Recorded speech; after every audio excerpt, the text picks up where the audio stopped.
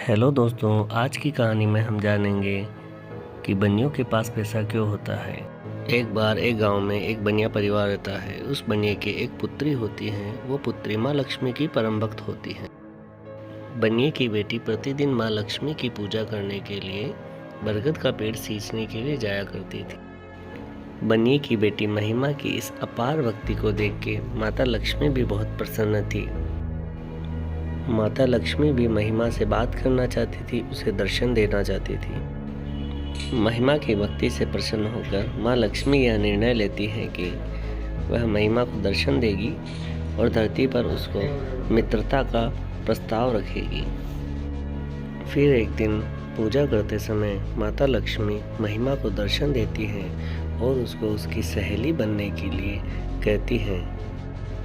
इस बात पर महिमा माता लक्ष्मी से कहती है कि वह मित्रता स्वीकार करने के लिए पहले अपने पिताजी से पूछेगी और उसके बाद ही मित्रता स्वीकार करेगी, क्योंकि उसने आज तक जो भी कार्य किया है वह अपने पिताजी की अनुमति के बगैर नहीं किया है। यह सब बात होने के बाद महिमा थोड़ा चिंतित होकर अपने घर के लिए लौट जाती है। महिमा को चिंतित और उदास देख के उसके पिताजी उससे पूछते हैं कि बेटी महिमा, आज तुम बहुत उदास और चिंतित नजर आ रही हो, क्या बात है? पिताजी की बात सुनकर महिमा अपने पिताजी को माता लक्ष्मी जी के और महिमा के बीच में जो वार्तालाप हुई थी वह बताते हुए कहती है कि माता लक्ष्मी मेरी मित्र बनना चाहती हैं और उसके साथ ही साथ वह मुझे प्रतिदिन दर्शन देती हैं, इसीलिए मैं थोड़ी परेशान थी पिताजी।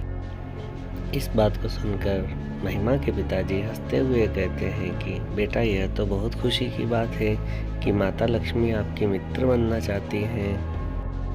और महिमा को कहते हैं कि आप कल जाइए और माता लक्ष्मी की मित्रता स्वीकार कीजिए। फिर अगले दिन महिमा को बरगद की पूजा करते समय माता लक्ष्मी उसे दर्शन देती हैं, तो महिमा माता लक्ष्मी को कहती है कि हे माता, मुझे आपकी मित्रता स्वीकार है। यह बात सुनकर माता लक्ष्मी और महिमा दोनों ही बहुत प्रसन्न हो जाती हैं। फिर माता लक्ष्मी उसको कहती है कि हे महिमा। फिर माता लक्ष्मी महिमा को अपने घर पर भोजन के लिए आमंत्रित करती हैं। यह बात सुनकर महिमा पुनः परेशान हो जाती है और अपने पिताजी को कहती है कि माता लक्ष्मी ने उसे भोजन पर आमंत्रित किया है। इस बात पर हंसते हुए पिताजी उसे पुनः कहते हैं कि बेटा, जाइए माता लक्ष्मी के यहाँ भोजन करने और अपने घर का सारा काम निपटा कर जाइए। फिर महिमा अपने घर का सारा काम निपटा कर माता लक्ष्मी के यहाँ भोजन करने जाती है, जहाँ पर उसे माता लक्ष्मी और भगवान गणेश जी मिलते हैं, जहाँ पर उसका बहुत ही आदर और सत्कार किया जाता है। फिर महिमा माता लक्ष्मी के यहाँ भोजन प्रारंभ करती हैं, जहाँ पर उसको अनेक प्रकार के स्वादिष्ट व्यंजन और सोने और चांदी के सिक्के दिए जाते हैं, साला दुसाला दी जाती हैं माता लक्ष्मी के द्वारा और भगवान गणेश के द्वारा। भोजन समाप्त होने पर महिमा को माता लक्ष्मी और भगवान गणेश के द्वारा ढेर सारे उपहार दिए जाते हैं और अंत में माता लक्ष्मी महिमा को कहती हैं कि अब तुम मेरी मित्र हो चुकी हो और तुम मेरे घर पे खाना भी खा चुकी हो, तो क्या तुम मुझे अपने घर पे खाने के लिए नहीं बुलाओगी? क्या तुम मुझे अपने हाथों का स्वादिष्ट भोजन नहीं खिलाओगी? यह बात सुनकर महिमा माता लक्ष्मी और भगवान गणेश को अपने घर पर भोजन का न्योता देकर आ जाती हैं। महिमा घर पर आकर पिताजी को सारी बात बताती है और कहती है कि माता लक्ष्मी और भगवान गणेश ने उनके घर पर भोजन करने के लिए बोला है, लेकिन महिमा के घर की पारिवारिक स्थिति सही नहीं होने के कारण महिमा परेशान हो जाती है और पिताजी को कहती है कि हम माता लक्ष्मी को और भगवान गणेश को भोजन कैसे कराएंगे। इस बात पर उसके पिताजी उसको कहते हैं कि चिंता करने की कोई बात नहीं, माता लक्ष्मी ही सब कुछ करवाएगी। महिमा परेशान होकर घर के बाहर बैठी रहती है। तभी अचानक एक कौवा किसी महारानी का हार चुरा कर लेके उड़ता है और महिमा के कदमों में गिरा देता है, जिसको देखकर महिमा कहती है, ये हार किसका है? और महिमा उस हार को यह सोचते हुए उठा लेती है कि माता लक्ष्मी ने ही उसे भेजा है। महिमा उस हार को माता लक्ष्मी का प्रसाद समझकर उठा लेती हैं और वह यह निर्णय लेती है कि वह इस हार को बेचकर ही माता लक्ष्मी और भगवान गणेश के भोजन का प्रबंध करेगी।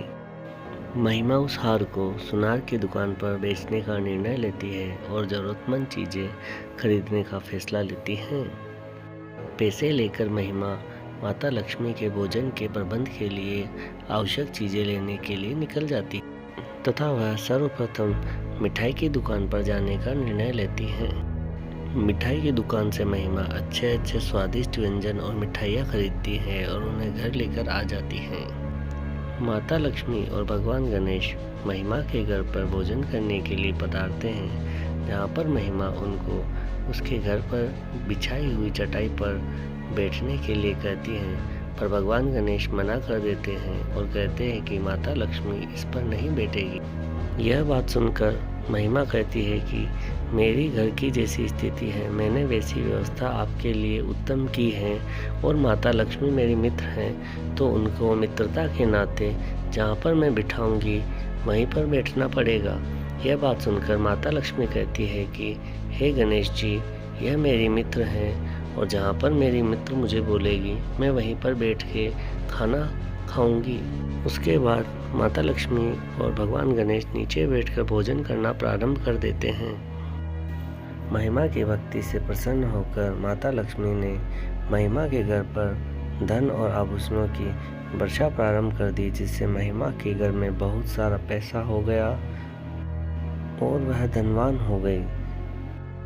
यह सब चीज़ें देखकर महिमा माता लक्ष्मी को कहती है कि हे माता लक्ष्मी, मुझे कुछ काम याद आया है, मैं बाहर जाकर आती हूँ। मैं जब तक नहीं आती हूँ तब तक आप और भगवान गणेश मेरे घर में विराजित रहिएगा।